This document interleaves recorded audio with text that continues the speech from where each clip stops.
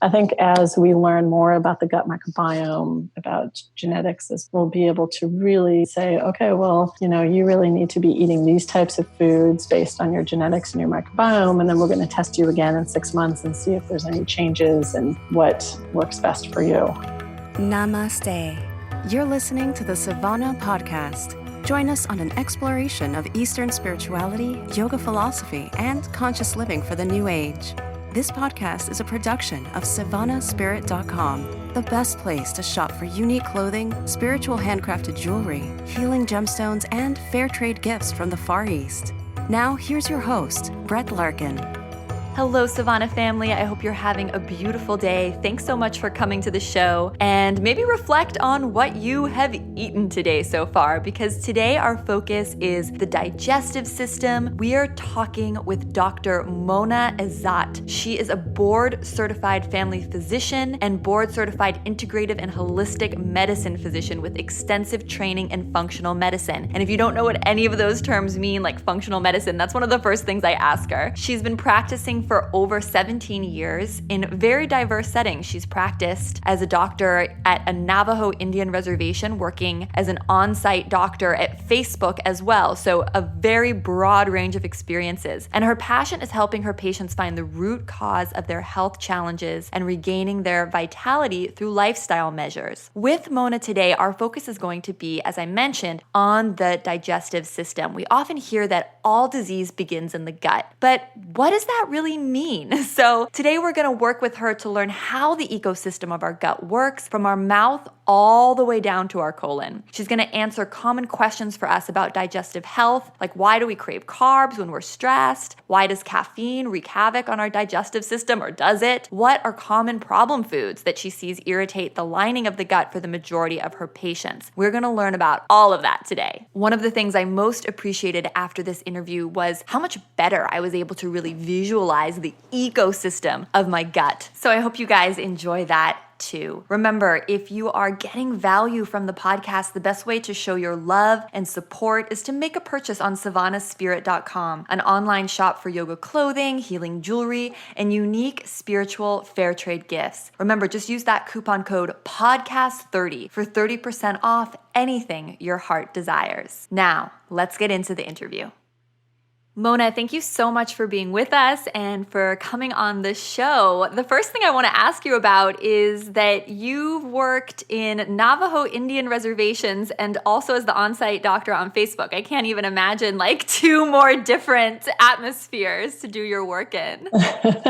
Yeah, well, thank you for having me, and I'm really excited to be here and to share any kind of information I can. Those are very, very different experiences that I had. So when I finished residency at the University of Michigan, I took a year and did something called locum tenens work, where you kind of travel around and you help fill into places that are either underserved or a doctor is out for leave and they need extra help. So I had the great fortune of kind of traveling in different places around the country. And one of those locations was the Navajo Indian Reservation in northern Arizona. And I really loved that experience. I mean, it was really life-changing in a lot of ways because the chief of our clinic was very well known and respected in the Navajo community. And I had asked her if I could accompany her to any events that would happen in the community. So there was a fire dance that was held for one of the ladies who was diagnosed with cancer. And this was broadcast on the radio, the Navajo radio. So, 200 to 250 people had shown up for this event in her honor. And it was a full dance, and they had a bonfire in the middle and costume and kind of this full energetic spirit that was being brought to help her to heal. And so it was really something very different from my training in which, the power of community and of having other people wishing you well, how important that is to our overall health. And now, the science is really showing that to be true. And then you kind of fast forward into being an on-site doctor at Facebook, which was also a really great and fun experience because I always likened that to being kind of a doctor in a small town because you have so many employees in that area. And and we're there to provide primary care and to connect with people. And it was a full service clinic that we have. So it was psychologist and physical medicine and acupuncture, nutrition. So it was a really great opportunity to connect with patients. And then again, being on site, other people would sort of tell others if they were getting better or how they experienced their health care at the clinic, and kind of, again, power of community to bring more people in and to really get the help that they needed at that clinic. That's interesting that you see that theme of community in two such different atmospheres. Yeah, very different. But, it's the teams would be really tight that you would see at Facebook. And so we would often see people who were on the same team who would talk to one another and were having kind of similar health struggles, or one had gotten help through acupuncture. And so they were also coming in to get checked out. It was, different settings, of course, and different kind of spectrums of experience that people would have and connection. I think probably the biggest difference would be the connection to the earth. Like on the Navajo, they have this tendency where they ask people when there's a change of season. Like I was there in the fall, the beginning of winter, and they would tell me, like, you should go and introduce yourself to the snow and the change of the season. Like just go out and be in the winter time and introduce yourself to the season. This very big connection that I felt with the earth and with nature and the change of nature. Whereas, being on a computer most of the day and in California where we don't get quite as many different change of seasons that's abrupt like that, you don't really necessarily get that connection with nature on a regular basis unless you're making the effort to do it. That's really interesting. I want to dive into that more in a bit. I know you're certified in integrative and holistic medicine. Can you tell me and the listeners just a little bit about what that means? Like, does that mean that you're working with people as their primary care doctor, but then recommending they do things like acupuncture? Or, how does that really break down in terms of that specialty? Yeah, so I'm board certified in family medicine and then integrative medicine, and I'm actually on the process of working on my certification in functional medicine. So what I see all of those as many tools for helping people find the right path of wellness for them. So, if someone comes in with high blood pressure, sort of the traditional way of treating high blood pressure is to talk about medications and maybe a little bit about lifestyle. From an integrative or functional medicine standpoint, we ask, well, why does this person have high blood pressure? Why do you specifically have high blood pressure? It's a very personalized approach. And so it's, looking at your genetics, some biochemistry pathways. What are your stress levels looking like? How deep is your sleep? Are you restoring your sleep? What are the factors? And, going even into gut health, how that relates to overall levels of inflammation. And then using those tools to help people kind of redirect their health back on track. And it doesn't, I use all the tools available. So if someone has high blood pressure and needs to be treated, they're going to start on a medication while we're working on the other paths to try to help their body to reset and bring the blood pressure down. And they may eventually be able to go off of the medication. So I see it as really kind of like lots of tools to be equipped with. And being able to personalize that to a patient and what their health struggles are. Yeah, I think so many people have the complaint of our modern healthcare system is that they just get so little time with their doctor, right? And there's this idea that the root cause of whatever might be causing the issue never really even gets looked at because we're just treating symptoms. So this specialty that you're focused on seems like it's really bringing just a holistic viewpoint to the whole person, which I think is so, so important. And I know when looking at the whole person, one of the emerging fields that you're going to talk to us today about is the gut and the flora, the microbes in our gut. Tell us why the gut is such a passion of yours. Yeah. So, it's Hippocrates said it years ago that all disease begins in the gut. There is a lot of information that we're still learning. We're still even early in the process of understanding gut health and what contributes to that. So the microbiome is made up of bacteria, yeast, viruses that are inherent in our body, and they come in at birth. When you're delivered, you kind of get your mother's bacteria, and then it builds from there depending on your exposures and your food and everything else that you're experiencing. Keeping So the gut sort of dictates a lot of things that happen in the body and integrates with different systems. So your immune system is a big part of how well your body is going to stay healthy over time. And we have something called gut-associated lymphoid tissue that are right in the gut area. And there's a very small separation between what's inside the gut and what happens with that immune system. The immune system's job is there to kind of monitor and watch for different things that could potentially cause you to get sick and mount a response. So, and then your gut is connected to your brain. There's a gut-brain axis that we're still, again, learning about, that the gut tells the brain, sends certain signals to the brain. The brain sends a signal via the vagus nerve back down to the gut. So there's a lot of great books that have been written. Dr. David Perlmutter has written some great books about brain, and he's written a lot of different components to help people understand how important food and brain health is and how the microbes are important.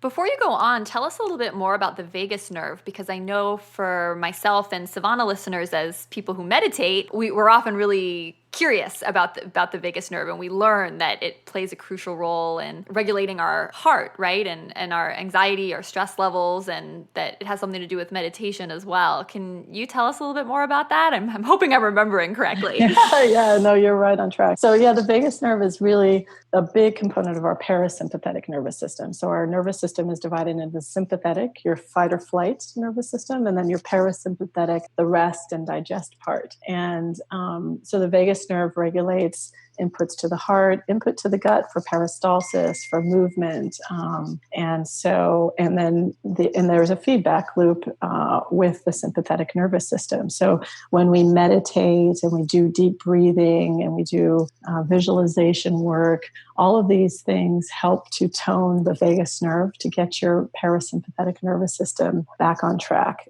And that's your rest and digest functions, right? So housekeeping activities, immune function. Exactly. And we're really designed to be short bursts in the sympathetic nervous system and most of the time in the parasympathetic nervous system. So we're really supposed to be kind of rest, digest, take in information, accumulate information in our environment, sort of in that space that's a little more calm. And then when we need to react, we just are supposed to have these short bursts of the sympathetic nervous system to react to what we're exposed to, and then go back into the parasympathetic. And what we're seeing, and more is that most of us are living more in the sympathetic and very little in the parasympathetic, which is, again, why we see lots of issues coming up with digestive issues, because you can't really rest and digest if you're sitting in that sympathetic fight or flight response most of the time. And this is something I don't think I fully understood, which is that you're saying the vagus nerve has a direct connection, you said, to peristalsis. Can you tell listeners what that is, just in case they don't know? Yes. So peristalsis is the muscular movement of the gut to move things through as you digest food. So the muscles of the intestines are circular. And so if you think of like squeezing a tube of toothpaste and trying to kind of move that toothpaste out, that's sort of how the muscles contract. And so you need to be able to move things through so that food doesn't sit too long into the gut, that the microbes are able to do the work, and then it moves down through the colon and gets excreted appropriately, that you're not holding on to toxic things, that there's not, potential issues that will develop into what we call dysbiosis, which is an imbalance of the bacteria if you're not really moving the food through appropriately. Totally. I always visualize it as like, on the Discovery Channel when you see the snake eat a mouse or something and then it like down its body. Yeah. But what you're saying here is interesting, is because you're saying that it's stagnation that's sort of causing some of these problems. Can you talk more about that? Is because I think there's some confusion. It's like we're talking about the gut, and I think we all know now it's like almost a cultural thing. It's like come to popularity now to talk about the gut and gut flora and how all of this is so important. But clarify for me and our listeners, like, is it that it's bad if your food like sits too long in one part of the gut, sort of like you were describing, like that peristalsis, the movement isn't happening? And how does that have to do with like that balance of what, I think it's an oversimplification, but to say like good and bad bacteria, and how does that keep everything moving? Like, what are all the actors in this play of digestion that's going on? Right. Well, starting from, we always think about, and in functional medicine, that your digestion starts in your mouth. So you need to have good oral flora. So not having a lot of tooth decay, gum disease, because that changes the bacteria that are in your mouth that are going to affect the whole system. And then you need to chew your food. You need to have enough amylase and saliva to help start to break that food down. And then kind of moving it through into the stomach, you need the appropriate amounts of hydrochloric acid to help you have the acid potential to break the foods down into components. And then you need your pancreatic enzymes as it's moving into the small intestine. And then it needs to move through the small intestine because ideally there shouldn't be too many bacteria in your small intestine. And that lack of peristalsis can actually lead into some more bacteria developing into the small intestine, which leads usually into something called SIBO, small intestinal bacterial overgrowth. So, as you're moving through the small intestine, and then you get to the colon where your bacteria are, the bacteria are looking for high fiber foods, the right components in those foods to help you break the food down and for the microbes to stay fed and efficient and diverse in your colon, and then the peristalsis to move that waste out so that you're getting rid of everything that you need to. So all of those components of movement, enzymes, and hydrochloric acid and amylase and all these things need to be present in addition to having a good varied diet, having lots of fiber in your diet, lots of different colors so you get the phytonutrients. The high fiber is important because it feeds actually into your bacteria in your gut and provides, when they eat that fiber, they make something called short chain fatty acids, which help to keep your colon cells healthy. Some of those short chain fatty acids are important for the brain, like N-butyrate, for instance, is important for good brain health. So, all of those components of having a digestive tract that's healthy, that moves things through appropriately, that you have regular bowel movements and that they're formed and that they're daily and that you're really kind of having the appropriate movement of the food through your system and things are not stagnating. And tell me a little bit more about this idea of the microbes and the microbes needing to be fed. So we talk a lot, in the general public, we talk about probiotics and prebiotics. Prebiotics are sort of the foods that feed those bacteria, and the probiotics are the actual bacteria. And so most of this should be coming from food. Probiotics are great to use when you need them. If you have, like I was mentioning before, an imbalance of your bacteria, the dysbiosis, or you have an overgrowth of a bad bacteria in your gut, we may use a probiotic to just sort of reset and recalibrate the balance of the bacteria in the gut. And then we will use prebiotics to sort of feed those good bacteria. And that can be coming in the form of things like Jerusalem artichoke, which are sunchokes, or asparagus, or bananas, or fermented foods like kimchi, sauerkraut. These are the things that will sort of feed those good bacteria and provide that. But high fiber foods are another really important factor because our body can't break down that fiber quite as well, but the bacteria are really good at doing that. So they kind of feed off of that fiber that you take in, and then in turn produce byproducts that are really healthy for your body to stay in balance. So it's kind of like you have to eat the fiber to give your bacteria a workout. Exactly. There's a great book called The Good Gut from two researchers at Stanford, and they talked about even breast milk. There's components of breast milk that doesn't really necessarily feed to the baby, but it's actually feeding the microbiome of the baby to get that microbiome developed and healthy to protect the baby from illness. So, even just from birth, we're ready to protect our bodies. It's like there's this ecosystem alive inside us, this complex gut ecosystem, and it just keeps developing. And while this is fascinating, it's also terrifying because it just seems like it's so easy for that area of the body or for this ecosystem to get out of balance. Is that what you see with a lot of your patients? Well, yeah, we see it mostly because of changes in lifestyle habits. Like if you're not eating a very varied diet with lots of different components of fresh, healthy foods, mostly vegetables, some fruits, good amount of proteins, proper amount of fats for your body.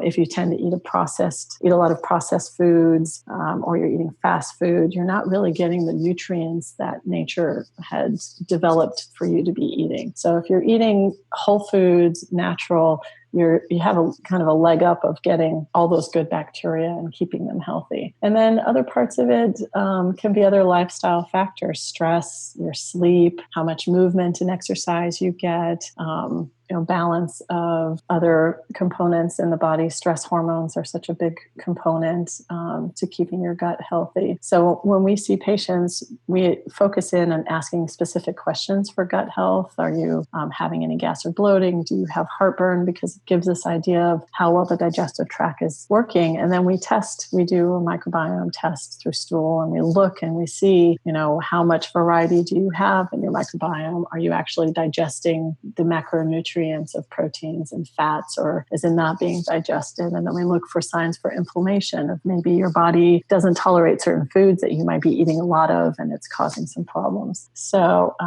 it's not rocket science. It's not super complicated to do. It's really getting back to eating really healthy foods and then getting some help fine tune that. And that's really what we provide. We're sort of the coaches to help people fine tune their gut health.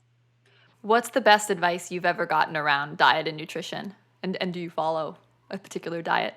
I think that we're still in an evolutionary path of figuring out your personalized diet. I don't think there's one diet that's good for everyone. And I think I kind of look at my health as an experiment. Like if I'm feeling like my digestion is not quite as good, I'll keep track for a few days and sort of figure out what's changed and what should I kind of change back, revert a little bit to help improve that. I think as we learn more about the gut microbiome, about genetics, we'll be able to really, and we're very close. I mean, there's a few different companies who are already doing this type of work, and it's pretty impressive, their results, that they can take that information and they can say, okay, well, you really need to be eating these types of foods based on your genetics and your microbiome. And then we're going to test you again in 6 months and see if there's any changes and what works best for you. I think that the information is going to become more specific as we learn from the studies. But so instead of these like generic fad diets, we'll really get personalized info on the exact types of food and nutrients we need to be eating. Exactly. Yeah, and then one of the other guests I had on the show told me something that I also found terrifying, which is that you can eat all these healthy foods, like you can eat tons of kale and, whole foods, whole grains. But if the ecosystem in your gut isn't well balanced so that it can properly break down those nutrients, you're not going to be able to absorb any of the benefits of these great foods that you're eating. Is that true? Yeah. So if you have leaky gut or you have dysbiosis in your body, you have a lot of inflammation in your gut, it's going to be really hard for you to really absorb the nutrients. Yeah. So that's where the microbiome testing can come in, because we pick up and see the degree of inflammation that's going on. We help people we usually also will test food sensitivities and look and see, are there certain foods that you're mounting an immune response to? If there's a lot of foods you're mounting immune response to, that's another sign of a leaky gut. And so it's a lot of work of sort of getting the gut to settle down, helping to heal the gut lining and then repair the gut lining so that when you do eat these foods, you're getting the most benefit from them. And when you're talking about all these tests and healing the gut lining, and I'm trying to visualize what's actually happening, because, do you guys use like teeny tiny cameras that you put in people so you can see what's going on? Or is this sort of like a trial and error approach where it's like, well, eat this and see how you feel and then try eating this? How do you start narrowing down even the different component parts of what's going on in the ecosystem? Right. Well, so we do stool testing, and usually we'll have you do an analysis. So you collect stool at home for 3 days and then you send it to a lab and we get an analysis on the stool. For food sensitivities, it's through blood. So it's looking to see what your immune reactions are to different food panels through the blood, and to see what's provoking your immune system or what looks okay for you to be eating right now. And then it's a lot to do with how people are feeling. Like, for instance, if you have a lot of joint aches and joint pains, or you've been diagnosed with rheumatoid arthritis or severe osteoarthritis, there are certain foods like from the nightshade group, which are tomatoes and potatoes and eggplant, that can be more inflammatory for someone who has joint issues. So we'll ask you to take a break from those foods for a month to 6 weeks, and then slowly reintroduce those foods and see, does that seem to cause some inflammation in your body, or does it not cause any problems? For a lot of people, gluten and dairy in particular are really not easily digested for a lot of folks. So taking those foods out and taking a break for a certain period of time, 4 to 6 weeks, and then bringing them back in, what's the shift of health? I mean, people oftentimes will say, well, they take the break for the 6 weeks and then they bring the food back in and they really notice a difference. Like all of a sudden they're really tired, or their joints ache, or they can't think as clearly as they had before. So food is, as we say, food is medicine, but it's finding the right medicine for you, which is looking at this diet. And then again, going back to kind of the genetics and microbiome part of it, as we get more fine-tuned with that, then we'll have that component to even use that as a layer of understanding what's right. I know this might not be the most beautiful or glamorous topic, but I feel like I have to ask you because I think, really trying to give listeners practical tips they can take away or take home. It seems like looking at your stool and what's going on there is a huge piece of understanding what's going on with your digestive health. So have you ever seen that book? I think it's like a children's book, but it's called like, What's Your Poo Telling You? Have you seen that book? I haven't seen the book. I've seen the other one, that everybody poops. Oh, no. So this one, I don't own it. I think I sort of want to. Can you walk us through, like, if your stool is very loose, right? Or perhaps you're having trouble going to the bathroom. Like, what's that telling you? Like, what does that mean? Especially if it's I know for many people, it's like very highly variable day to day. And there might not, like, it might seem like there's no rhyme or reason. Like, what are kind of like the biggest things you tell people to look for? Like warning signs or just sort of things to be aware of? So, yeah, I mean, we do ask about consistency and about how often. So if people are having more loose stools, it can be a sign of not having enough digestive enzymes, not being able to, if that's a sign that the peristalsis is a little too fast. Sometimes they're having trouble absorbing fats. So fats are being excreted into the stool. That's causing it to be more loose as well. And it's a sign that the bacteria is not balanced. So again, kind of doing a probiotic to see how people feel with that. That seems to improve how well they're able to have a regular bowel movement. If you're constipated, it can be food sensitivities.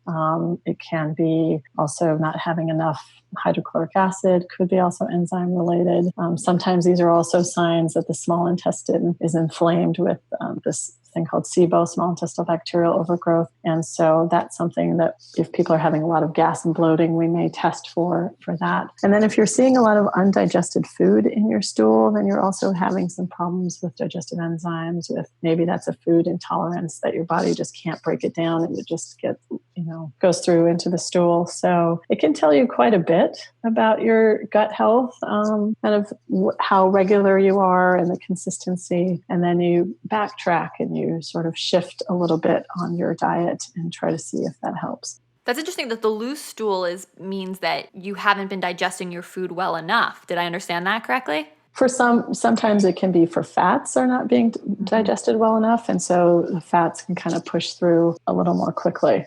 So what's the number one kind of food culprit you see causing problems for people? Is it dairy? Is it gluten? Like if people wanted at home to test out like one food group that, could be the troublemaker, like what are those? Dairy would be number one. 2 would be gluten. Both of those can cause a lot of issues for a lot of people, but dairy in particular, most people have hard time digesting as adults, and it's so prevalent in our society, from cheese and yogurts and milk on a regular basis, that just taking a break for 4 to 6 weeks and to see how you feel. And then again, reintroducing it slowly after that period of time, and notice if you see a shift in your health in any way. It can be really, really amazing and a fun experiment to go through. And do you recommend that people who are working with you keep like a food log and a stool log? Like if someone at home is like, you know what, I want to get a sense of what's going on in my gut. Like I want to understand if it's balanced or imbalanced, or, maybe what some of my food sensitivities might be. What do you recommend that they do? Yeah, food diaries can be really helpful, and even just for 3 days, it doesn't have to be an extensive amount, but write down what you eat and then how you feel afterwards, and then maybe how you feel a couple of hours after you have that meal. Can give us a lot of clues as to not only for food sensitivity, but also just your metabolic profile, like how much, if there's an issue with insulin and blood sugar, people oftentimes will feel really fatigued after certain meals, or they may feel more sleepy after a certain meal, like a carbohydrate-rich meal, which might indicate that their blood sugar is a little unstable, that their insulin levels might be not quite optimal. So we work with that kind of information as well. And then noticing, did you have a bowel movement every day on a daily basis? Was it easy to have that bowel movement? And then like I was mentioning, any undigested food, anything else that's notable that might give us a clue as to what's happening with the microbiome. Amazing. Well, I feel like we've learned a lot so far, and you're going to be speaking to us on Thursday, going a little deeper into all of this. Now that we've kind of understand the ecosystem, I have a picture in my mind of sort of what's going on with the gut. You're going to tell us about the effect of stress, and then some actual apps, some techie stuff we can use to maybe regulate stress and have our digestive system working as optimally as possible. Before we close out for today and we let you go, I'd love for you to just tell us a tiny bit more about your time on the reservation and any of the traditions or things that you saw there happening with the people in the community that tied into your work as the doctor. I mean, I know you mentioned the ceremony for the woman with cancer. What did that actually look like? Like, what were they doing, and were they singing, or was there dancing, or? Yeah, singing, dancing, a big bonfire in the middle, costumes, and then lots of people just clapping and chanting along with the singing. It was pretty amazing. And a lot of times the community would go see the medicine man and before they would come to our clinic. So I remember seeing an older lady who had a rash on her legs. And when she came in, her daughter was translating for her and telling me, she has this really itchy rash and it's red. And when I'm looking at her legs, she has this sort of black sheen on her legs. And so I'm asking, I don't see any redness.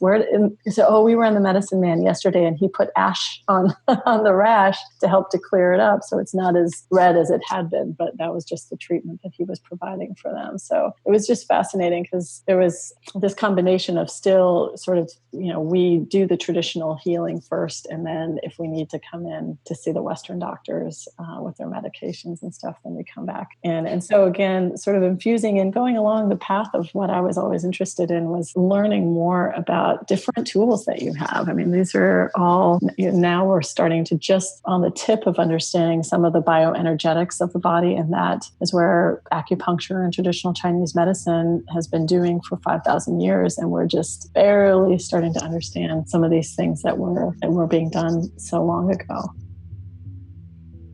Savannah friends, join us again on Thursday, where we're going to go deeper with Mona. We're going to talk about the effect that stress has on our digestive tract and actually learn actionable steps that we can take right now to solve common digestive problems. We do a kind of lightning round where I ask her some, I think, good questions. We cover are probiotics really worth taking? What to do if your stool is loose or too firm, or you suffer from constipation or IBS. We also talk about why you might want to meditate before you eat, and she shares with us her favorite apps and wearable devices that can help us decrease our stress and increase our digestive health. So that's on Thursday. I hope to connect with you then. Have a beautiful day full of yoga, meditation, and be sure to be mindful about what you eat as well. From my heart to yours, namaste.